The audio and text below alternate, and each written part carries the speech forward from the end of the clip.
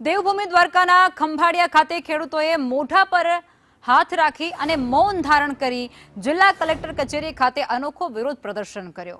કલ્યાણપુર તાલુકાના ચોર ચપ્પર, રાજપરા અને કાનપર શેરડી ગામોની 200 એકરથી વધુ ફળદ્રુપ જમીન પર વીજ લાઇનના થાંભલા નાખવાને લઈ ખેડૂતોમાં રોષ છે।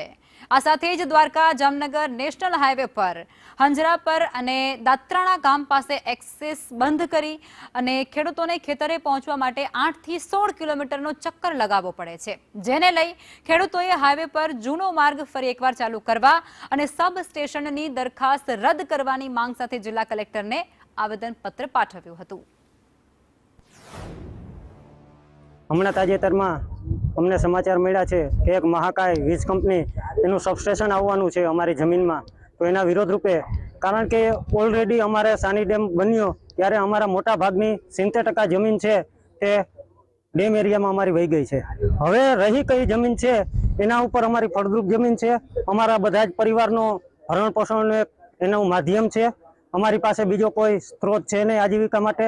તો હવે આ જે જમીન રહી છે એ ન જાય કંપનીને, અને એના માટે અમે આજે તમામ ગામના ખેડૂત મિત્રો ભેગા થઈ અને કલેક્ટરશ્રીને જે દેવળિયા દ્વારકા જતો હાઈવે નેશનલ છે, એ હાઈવે નેશનલમાં જે અમારે વાડી જવાનો ગાળો જે ખુલ્લો હતો એ છેલ્લા 15-20 દિવસથી બંધ કરી દેવામાં આવ્યો છે।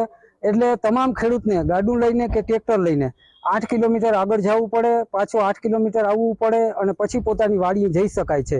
અને 90% લોકોની જમીન છે એ હંજરાપર ગામથી રોડ ક્રોસ કરીને જવાની છે। એટલે અમારા હંજરાપર ગામના 90% ખેડૂતો છે એ અત્યારે બહુ એકદમ દુઃખમાં છે। એમને 8-8 કિલોમીટર ખોટા ચડાવવા પડે છે, ગાડા બળદને હેરાન કરવા પડે છે, અને આ ન કરવું પડે ને અમારો રસ્તો જૂનોથી ડેલાવાડીનો રસ્તો ખુલ્લો કરવામાં આવે, જો નેશનલ હાઈવે ઉપર જે બંધ કરી દેવામાં આવ્યો છે એ ગાળો ખુલ્લો થઈ જાય તો તમામ ખેડૂતનો પ્રશ્ન હલ, રોજગારી ખતમ થઈ જાય। એટલે એક મુદ્દો એ હતો કે ત્યાં સબસ્ટેશન આપવામાં જ ન આવે, અને નંબર 2 151 એ જે નેશનલ હાઈવે દ્વારકા જામનગરનો છે એના ઉપર હંજરાપર અને દાત્રાણા ગામનું જે પાટિયું છે ત્યાં આઈઆરસીની ગાઈડલાઈનની વિરુદ્ધથી ઉપરવટ જઈ અને એક્સેસ બંધ કરવામાં આવ્યું છે। હવે એની સામે આગળ જ ત્યાંથી 8 કિલોમીટર કંપનીઓને એક્સેસ આપવામાં આવ્યું છે અને છૂટ છે, કંપનીઓ ગમે ત્યારે હાઈવે ક્રોસ કરી શકે તો એક્સિડન્ટ ન થાય, બરાબર છે। એટલે આ જ એક્સેસ બંધ થવાના કારણે અમારા ખેડૂતોને લગભગ 8-10 કિલોમીટર 16 કિલોમીટર સુધી ફરવા જવું પડે છે। હવે ખેડૂત ગાડું લઈને ટ્રેક્ટર લઈને 8-10 કિલોમીટર 16 કિલોમીટર ક્યારે ફરી શકે?